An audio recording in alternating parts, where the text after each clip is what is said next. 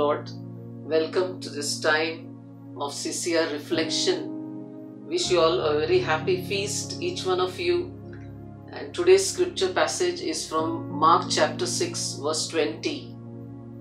Herod feared John, knowing him to be an upright and holy man. I hardly had heard anything about John the Baptist my whole Christian life. Even from the homilies, I have not really heard much in the church nor in the CCR. The only thing I knew about John the Baptist was that he was a man who lived in the desert, who ate locust and honey, and who wore clothes made up of camel skins, and that he was beheaded at the end. That is all I knew about John the Baptist until recently. Since I was reading scripture, I read certain things about John the Baptist's life and also his few words that have been written in scripture. Let's turn to John chapter 1 verses 19 following. I believe that whatever John has spoken in scripture, it is so very important, it's so very significant for our Christian life that if we miss out on what John the Baptist has spoken, then we are at a great loss. With regard to our Christian life, we will miss the core of the Christian message. So let's really reflect on John the Baptist's life today. In verse 19, John chapter 1 verse 19 says, the testimony John gave when the Jews sent priests and Levites from Jerusalem to ask, "Who are you?" was the direct statement, "I am not the Messiah." They questioned him further, "Who then, Elijah?" "I am not Elijah," he answered. "Are you the prophet?" "No," he replied.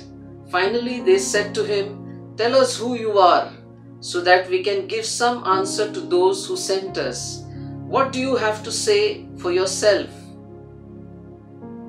Now if you notice here, the Levites and the priests who were sent by the authorities to question John the Baptist as to who was he. They were so desperate to know who was he.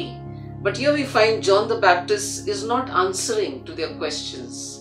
He is not revealing his identity. The reason is because John the Baptist never wanted to be the focus. He never wanted to be highlighted. He never wanted to be in the limelight.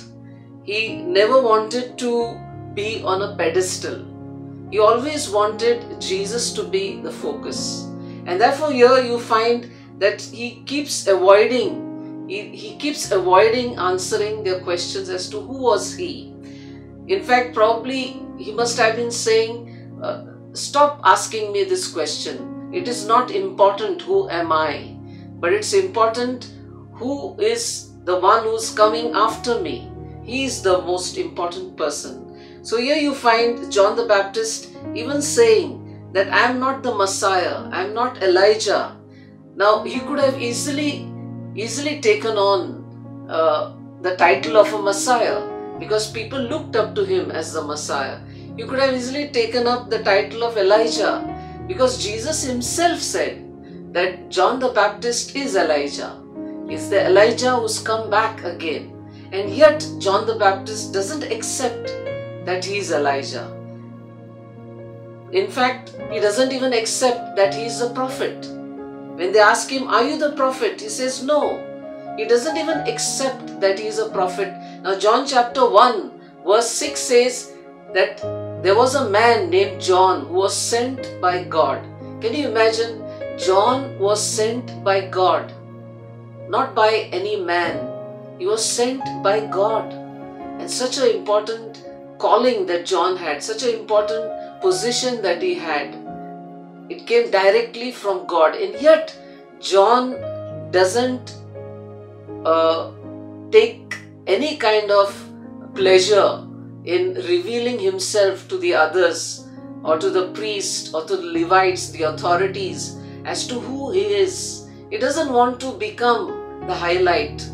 He doesn't want to be in the limelight.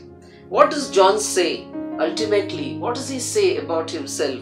See in verse 23, he said, quoting the prophet Isaiah, I am a voice in the desert, crying out, make straight the way of the Lord. And he says, I'm just a voice in the desert. I'm just a voice crying out, make straight the way of the Lord. And then he says in verse 20, again they keep asking him in verse 24, they ask him, those whom the Pharisees had sent proceeded to question him further. If you are not the Messiah, nor Elijah, nor the prophet, why do you baptize? John answered them, I baptize with water. There is one among you whom you do not recognize, the one who is to come after me, the strap of whose sandal I am not worthy to unfasten. Can you imagine? John the Baptist ultimately says that he is not even fit to be a slave of Christ. Can you imagine? He is saying, I am not even fit to be a slave of Christ. It was the slaves who used to unfasten the sandals of guests and wash their feet. And John the Baptist says here that I am not worthy even to be a slave of Jesus. My friends, how many times we have looked upon ourselves as the servants of the Lord.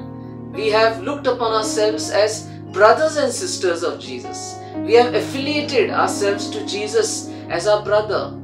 And we have even demanded positions, authority, places of ministry, in ministry, to as wanting to be in the limelight in some way or the other.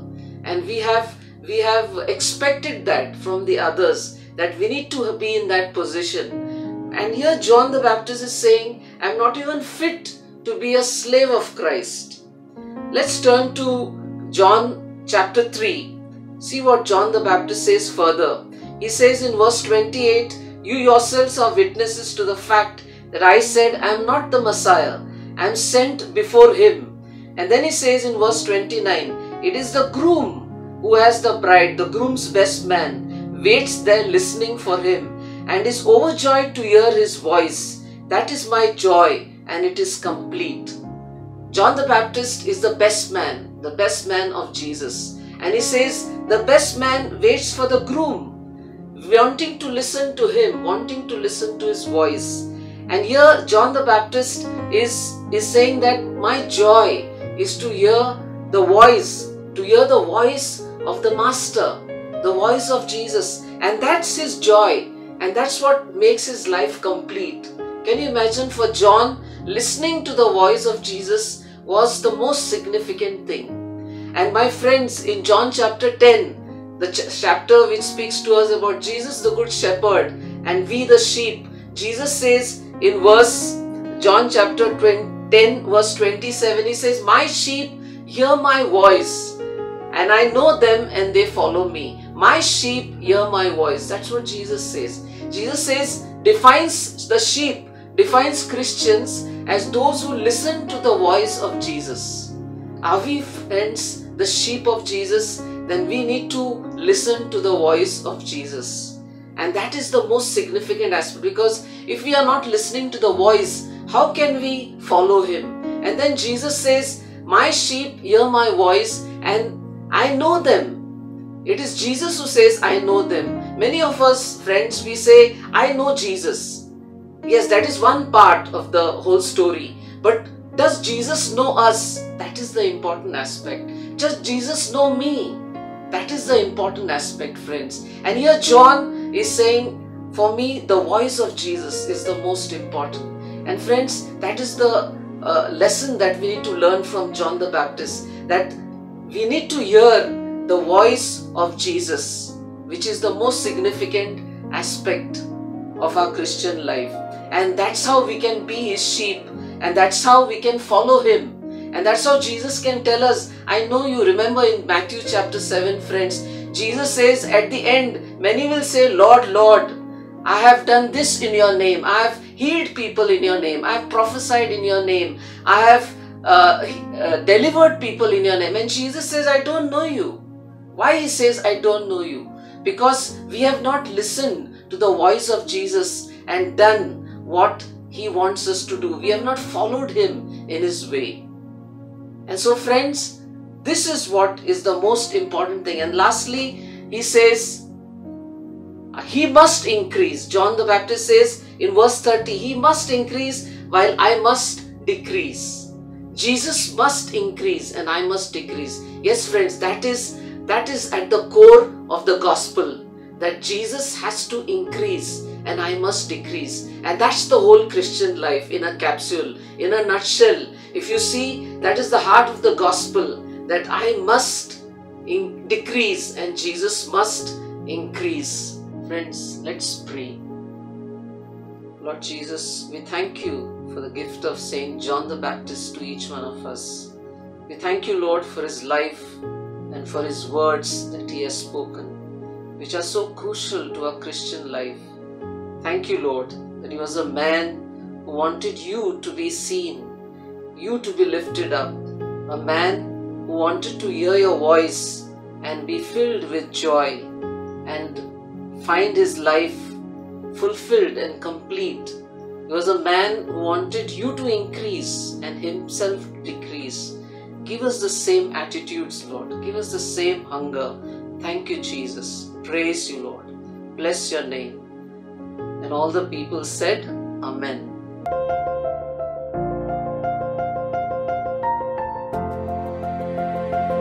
Go and subscribe to our channel.